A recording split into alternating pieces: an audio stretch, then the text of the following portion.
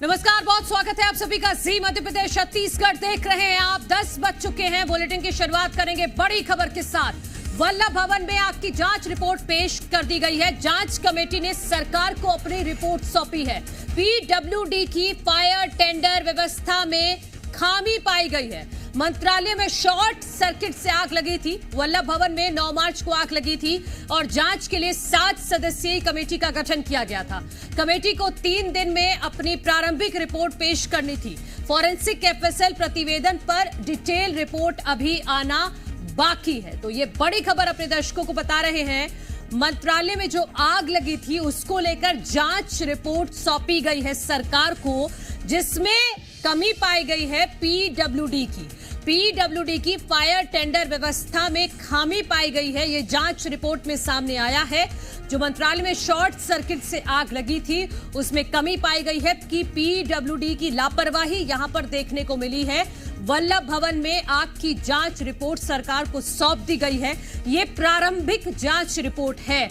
अभी एफएसएल से जो वहां पर सबूत हैं वो कलेक्ट किए गए हैं। अभी उनकी रिपोर्ट भी आना बाकी है। डिटेल में रिपोर्ट आना अभी बाकी है। जी मीडिया संवाददाता प्रमोद शर्मा इस वक्त हमारे साथ जुड़ गए हैं। प्रमोद, इस रिपोर्ट में क्या है, किसकी लापरवाही है, कैसे लगी थी आग और क्यों उस आग पर इतने दिनों बाद तक भी काबू नहीं पाया जा सका?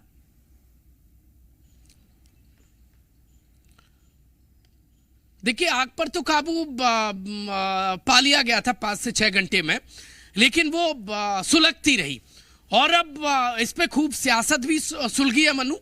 लेकिन देखिए, हजम ये बात नहीं हो रही है कि मंत्रालय जो सबसे ज्यादा सेफेस्ट बिल्डिंग कही जाती है गवर्नमेंट की, सबसे ज्यादा वीवीआईपी बिल्डिंग कही जाती है, उस बिल्डिंग में फायर सेफ्टी नियम की धज्जियां उड़ी थी।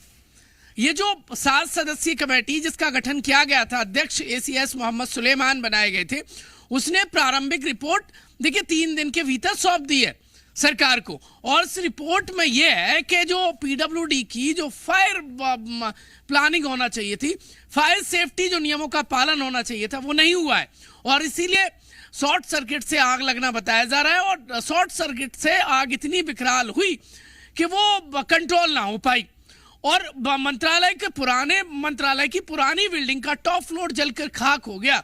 3 से 4 मिनिस्टरों के चैम्बर जल गए और 10 साल पिछले कई सालों का जो देखिए मुख्यमंत्री जो से रिलेटेड जो फाइलें हैं और स्वेच्छा अनुदान की लगभग 10,000 फाइलें खाक हो गई, वो राख पड़ी हुई है मंत्रालय में। हैरत की बात तो यह है कि एक अज्ञात एफआईआर दर्ज हुई थी सतपुड़ा भवन में आगजनी मामले को लेकर, उसमें अभी तक ज्ञात नहीं हो पाया।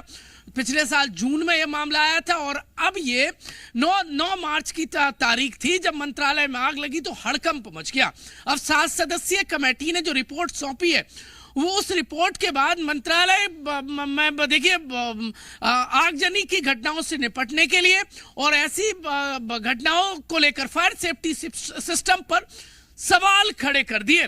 देखिए, सिस्टम में गड़बड़ झाला चल रहा है। ये प्रिलिमिनरी यानी प्रारंभिक जो रिपोर्ट है वो बयां कर रही है मनु।